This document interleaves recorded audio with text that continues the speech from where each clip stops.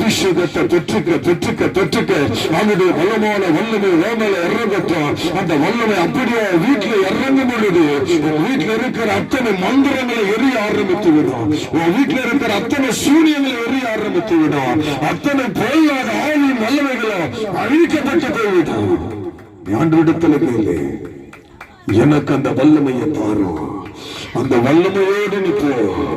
மந்திரம் வச்சிருக்கிற வீட்டுக்கு போகும்போது அந்த மந்திரங்கள் வெடிக்க ஆரம்பிச்சிடும். அந்த மந்திரங்கள் எரிய ஆரம்பிச்சிடும்.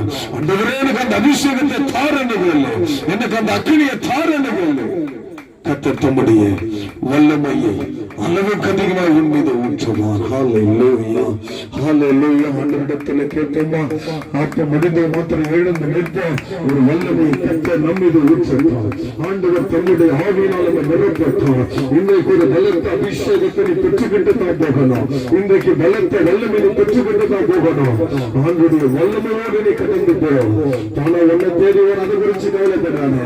ஏன் வியாதின்னு சொல்லாத. அவர் வல்லமை இறங்குகிறது. அந்த வியாதி உன்னை விட்டு மறைந்து போய்விடும். ஒரு சக்கியா ரமா ஷபுரியாக்கியா. ஹல்லேலூயா. நான் ஒருவன் மாத்திரம் மிந்திருக்க பாகாலின் படைகளை